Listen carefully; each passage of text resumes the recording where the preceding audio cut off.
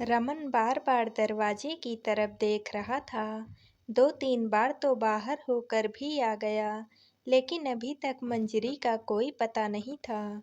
2-3 बार phone उठाकर phone भी try कर लिए, पर मंजरी ने फोन तक नहीं उठाया। 1-2 बार बड़ी उम्मीद के साथ रसोई में काम करती हुई अपनी पत्नी साक्षी की तरफ भी देखा, पर साक्षी ने ध्यान तक नहीं दिया। गुस्सा भी बहुत आ रहा था उस पर कुछ कह नहीं सकता था, क्योंकि साक्षी जवाब देना सीख चुकी थी। अचानक अंदर कमरे में से माँ माधवी जी के कराहने की आवाज़ आई, तो अंदर कमरे में आकर देखा, माँ उदास सी बिस्तर पर पड़ी हुई थी। आँखों में से कुछ बूंदें आंसू के गिर चुकी थी।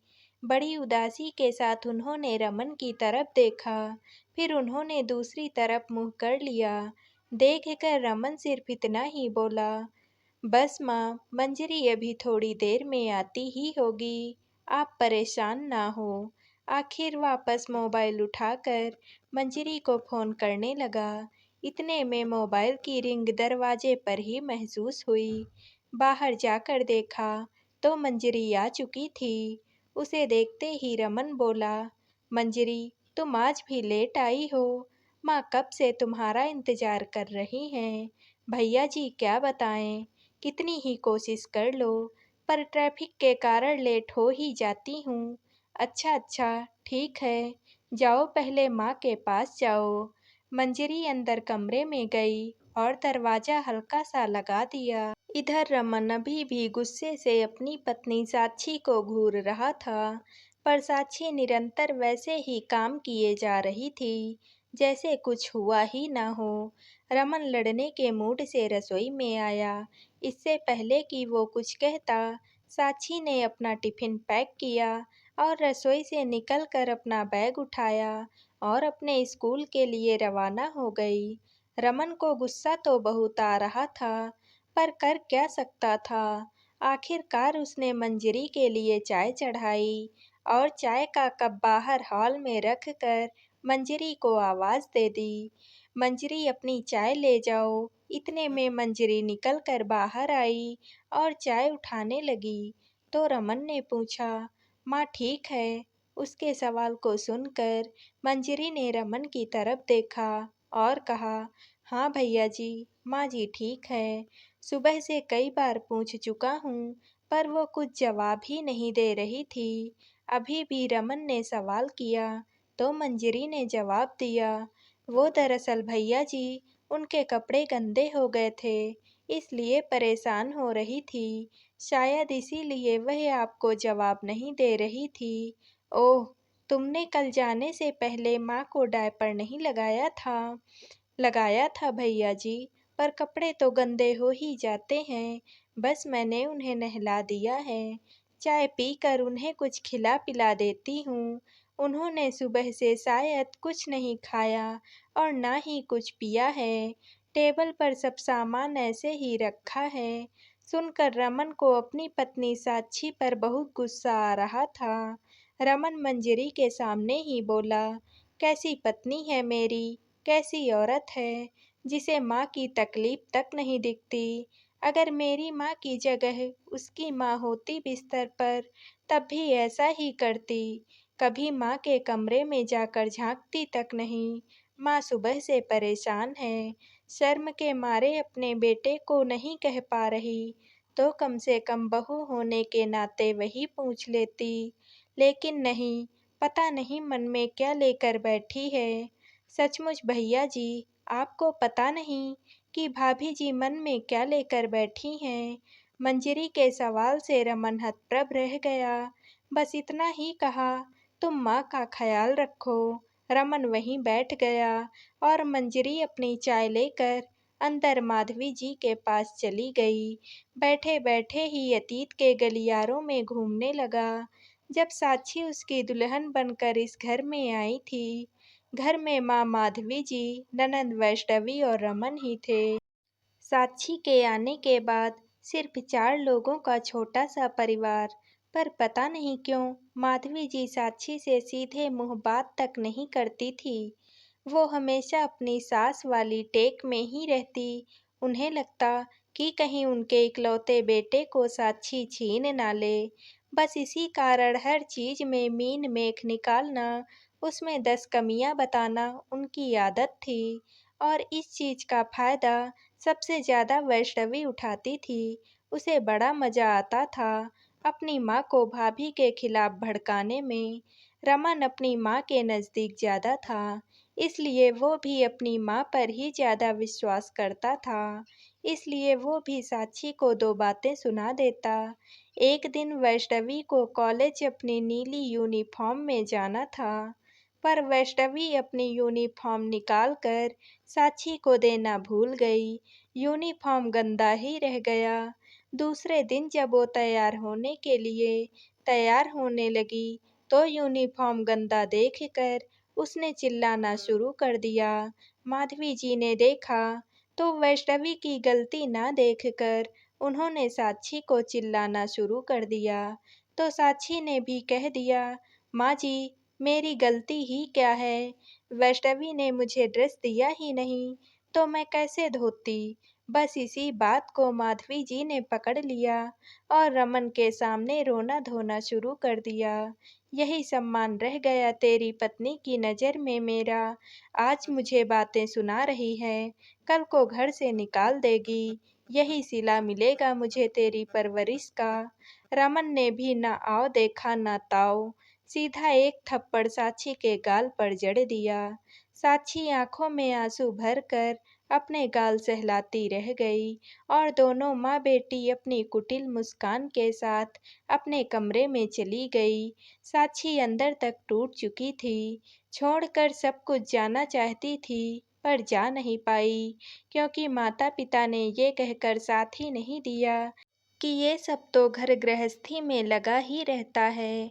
माधवी जी को जब ये सब पता चला कि इसके माता पिता इसका साथ नहीं देने वाले, तो उनके तानों की बौछार और भी तेज हो चुकी थी। वक्त यूं ही बीत रहा था। साक्षी माँ बनने वाली थी। 7वां महीना चल रहा था। उस दिन बहुत बारिश हो रही थी। रमन, माधवी जी और वैष्णवी सभी घर में थे। माधवी जी ने साक्षी को कॉफी बनाकर लाने को कहा। साक्षी कॉफी बनाकर ला ही रही थी कि अपने कमरे में से तेजी से निकलते हुए वैष्णवी साक्षी से टकरा गई और कॉफी का कप नीचे गिर गया। हालांकि वैष्णवी को कोई चोट नहीं लगी, लेकिन उसके बावजूद भी उसने चिल्लाना शुरू कर दिया, हाय मुझे जला दिया, हाय मुझे जला दिया। सुनकर माधवी जी और अमन अपने कमरे में से दौड़े चले आए। इससे पहले कि कोई कुछ समझ पाता, माधवी जी ने एक जोरदार थप्पड़ साक्षी के गाल पर दे मारा। थप्पड़ इतनी तेजी से मारा था कि साक्षी अपने आप को बैलेंस नहीं कर पाई और वहां रखे डाइनिंग टेबल से पेट के बल जा टकराई।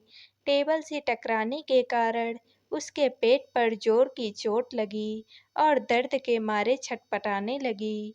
रमन तो कुछ कह भी नहीं पाया, पर साक्षी को छटपटाता हुआ देखकर रमन साक्षी को लेकर हॉस्पिटल रवाना हुआ।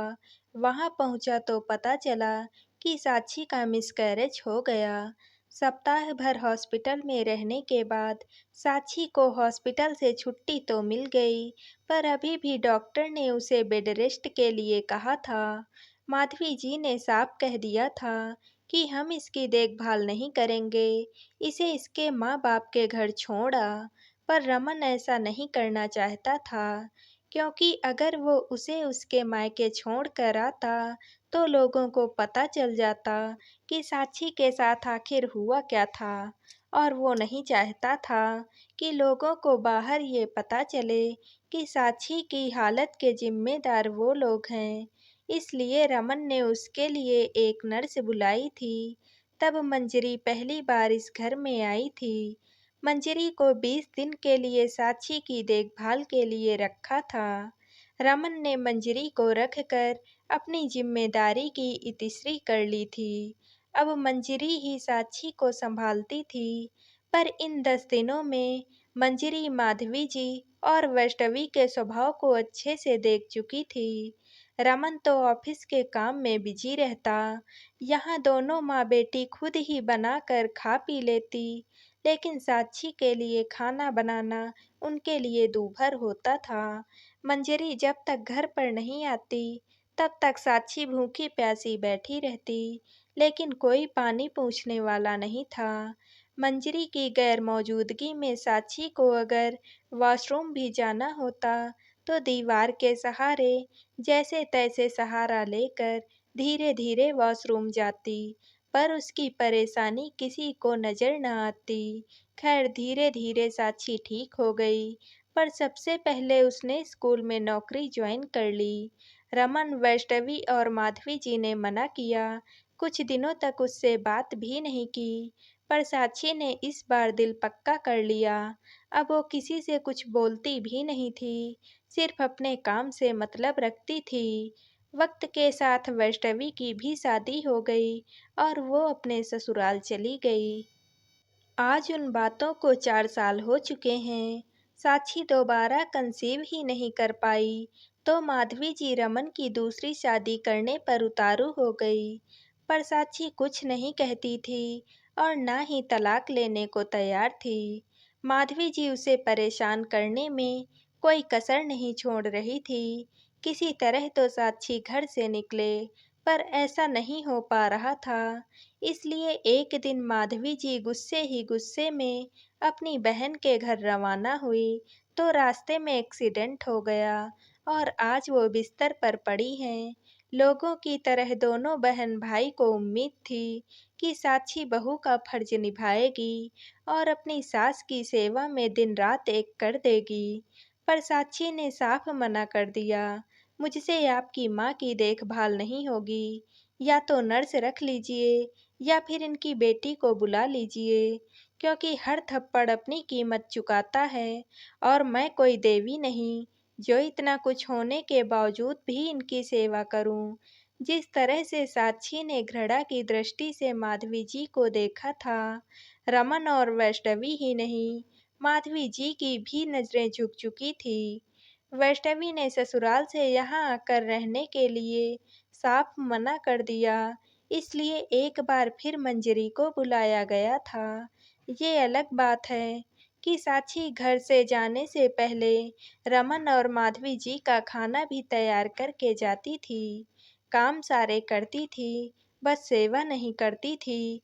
और आज किसी में हिम्मत नहीं थी कि वो साक्षी से ये कह दे कि तुम माँ की सेवा तो कर लो। धन्यवाद।